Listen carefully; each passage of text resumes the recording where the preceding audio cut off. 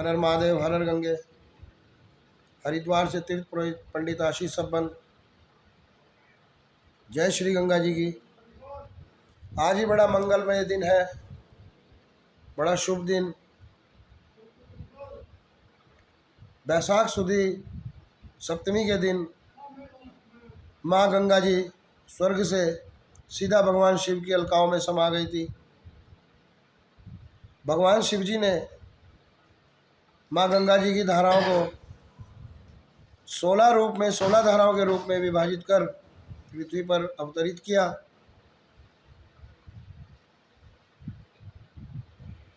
जब राजा भगीरथ जी माँ गंगा जी को लाने के लिए तपस्या कर रहे थे, तपस्या पूर्ण होने के बाद जब गंगा जी पृथ्वी पर आने के लिए राजी हुई, तब उन्होंने श्री भगीरथ जी से एक वचन भरवा लिया था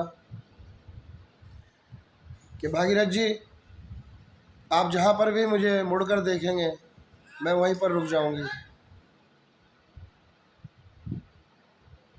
तो भगवान शिव की अलकाओं से निकलने के बाद सबसे पहला दर्शन गौमुख जी में होता है, श्री गंगोत्री धाम में। उसके बाद पर्वतों के बीच से होती हुई बाल रूप में माँ गंगा जी ऋषिकेश में प्रवेश करती हैं और अपनी शक्ति के अभिमान में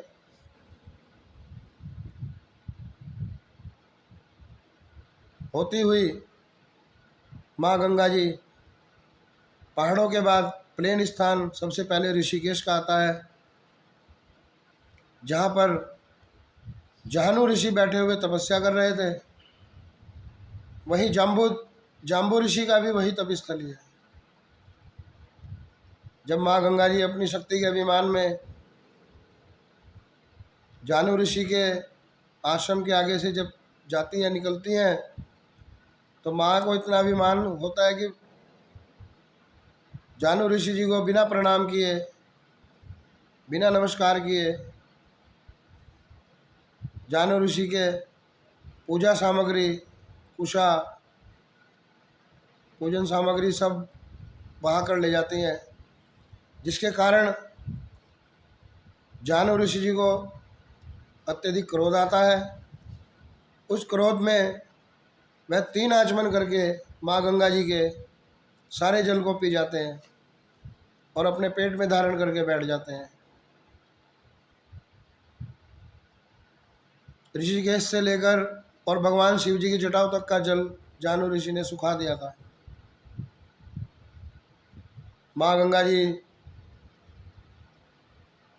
समझ करके क्षमा मांगती हैं। अपने अपराध के लिए जो बिना प्रणाम किए माँ जा रही थी, उसके लिए जानु ऋषि से क्षमा मांगती हैं कि ऋषिवर, मैं तो इस भागीरथ का काम करने के लिए, कार्य करने के लिए पृथ्वी पर आई हूँ। अब वह कैसे सिद्ध होगा, आप मुझ पर कृपा कीजिए। उनकी प्रार्थना को स्वीकार करते हुए श्री जानु ऋषि ने माँ गंगा जी को मार्ग दिया। जल पीने के बाद इंद्रिय द्वारा ही निकलता है, जो शुद्ध हो जाता है। तो जानु ऋषि ने अपनी दाई जंघा को चीरकर, दाई जांघ को चीरकर माँ गंगा जी को मार्ग दिया बाहर निकलने का अपने पेट से, ताकि उनकी पवित्रता, शुद्धता बनी रहे। ऋषिकेश के बाद जब माँ गंगा जी की यात्रा शुरू होती है, आगे आगे भागीरथ चलते हैं, पीछे पीछे माँ गंगा जी आती हैं। ऋषिकेश के बाद एक स्थान आता है जिसको आज सप्तऋषि आश्रम के रूप में जानते हैं। हमारे हरिद्वार में वह सप्तऋषि आश्रम मेरी बात का प्रमाण रहेगा।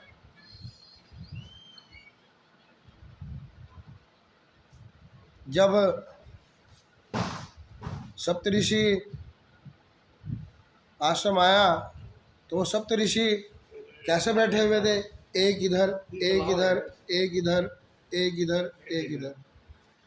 अब ये गंगा जी का मार्ग है, बीच में 7 ऋषि ऐसे बैठे हुए हैं गंगा जी का मार्ग रोक करके।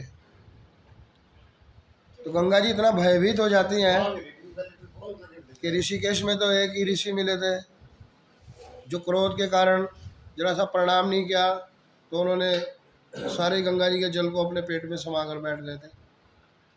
भगवान शिव जी की जटाओं तक का जल सुखा दिया था। अभी 7 ऋषि बैठे हुए हैं, कहीं इनमें से कोई एक भी क्रोधित हो गया, कहीं मुझे भस्म ना कर दे। इस भय से माँ गंगा जी ने अपना अत्यंत लघु रूप, छोटा रूप बना लिया।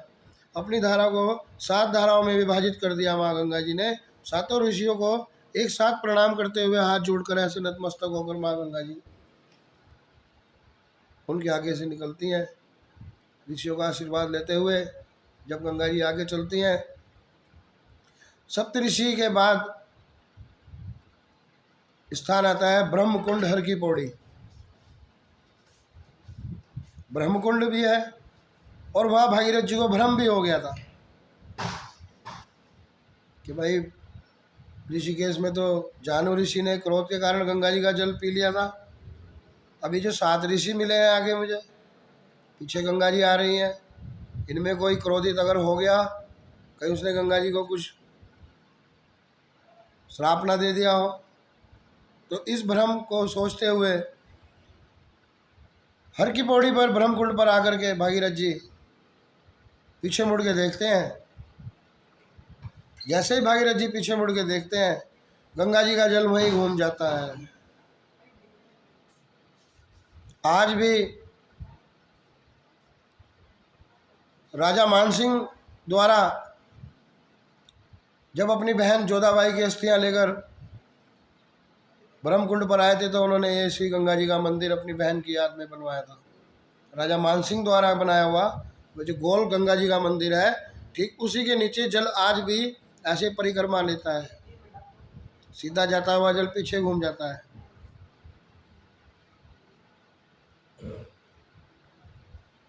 अब भागीरथ जी क्षमा मांगते हैं, भागीरथ जी प्रार्थना करते हैं कि माँ गंगा जी, अब जो मेरे पुरखों के लिए आप आई हैं, मुझे तो आपको कपिल मुनि जी के आश्रम तक ले जाना था, वह कार्य कैसे सिद्ध होगा? मेरे पितरों की कैसे मुक्ति होगी, कैसे गति होगी? मेरे पूर्वजों की अस्थियां आज भी कपिल मुनि के आश्रम में पड़ी हुई हैं। तो माँ गंगा जी कहती हैं, भागीरथ पुत्र,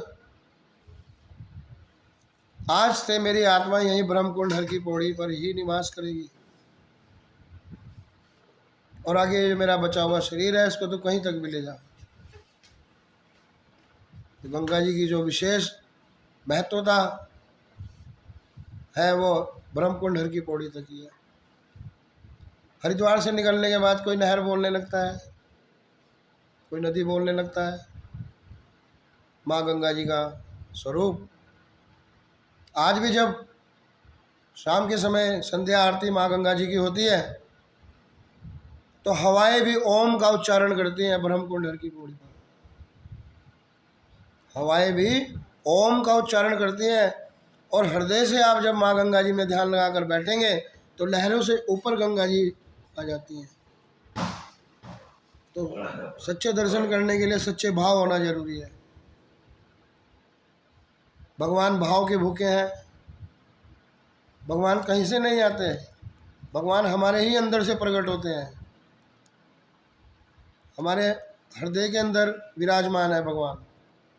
यतिष्ठत दशांगुलम, नाभि से 10 उंगल ऊपर मेरा वास है हृदय के अंदर। भगवान श्री कृष्ण का कहना है कि यतिष्ठत दशांगुलम, नाभि से 10 उंगल ऊपर। तो अपनी वाणी को विराम देते हुए आज श्री गंगा जी की यह कथा, जैसे हमारे पिताजी स्वर्गीय श्री विनोद कुमार जी सब्बन जी ने हमें यह कथा सुनाई, वैसे ही मैंने यह कथा आप सबके लिए सुनाई है। और कोई त्रुटि हुई हो, कोई गलती हुई हो शब्द में, वाणी में, उच्चारण में, उसके लिए मैं आपसे क्षमा प्रार्थनीय हूँ। हमारे पूज्य पिताजी का कहना था कि भाई हम गंगा जी के नाम का खाते हैं, गंगा जी, गंगा, गायत्री और सूर्य ब्राह्मण के इष्ट हैं। तो पिताजी हमारे हमें कहते थे, बेटा जहाँ भी जाओ गंगा जी की कथा सुनाओ, गंगा जी का गुणगान करो, गंगा जी के भक्त बनाओ। और कलयुग के अंदर कोई देवी देवता प्रत्यक्ष नहीं आ सकता। चाहे भगत अपनी गर्दन काट के भी भगवान को समर्पित कर दे, तब भी भगवान साक्षात प्रकट नहीं होंगे। भगवान शिव ने हर मंत्र को कीलक कर दिया।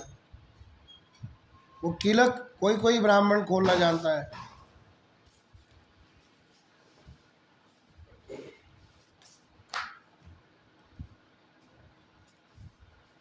और भगवान को, शिव जी को पता था कि कलयुग में लोग दुरुपयोग, शक्तियों का दुरुपयोग करने वाले ज़्यादा होंगे, सदुपयोग करने वाले कम होंगे।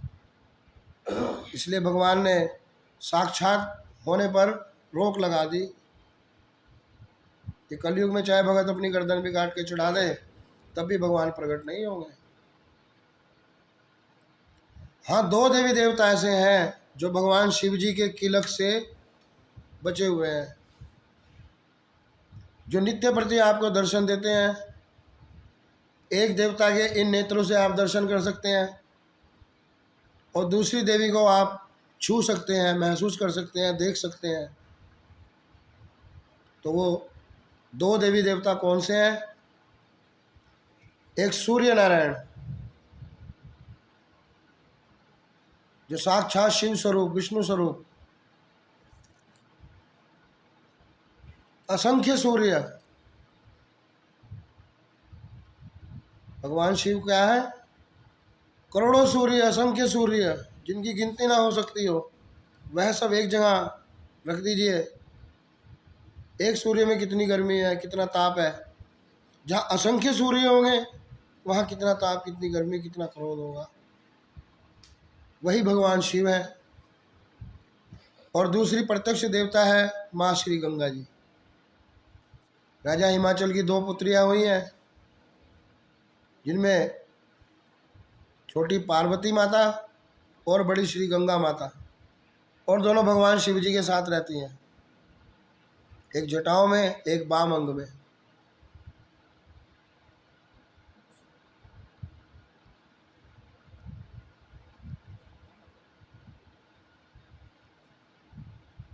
तो अपनी वाणी को विराम देते हुए आज गंगा जी की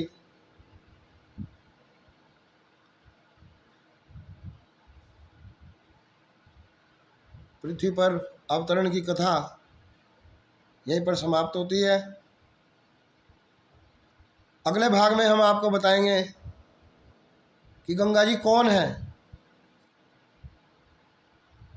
श्री गंगा जी का गंगा जी रूप कैसे धारण हुआ, कौन है माँ गंगा जी। अगले भाग का इंतजार कीजिए। हरिद्वार से तीर्थ पुरोहित पंडित आशीष सब्बन। जय श्री गंगा जी। हर हर महादेव, हर हर गंगे। जय श्री राम।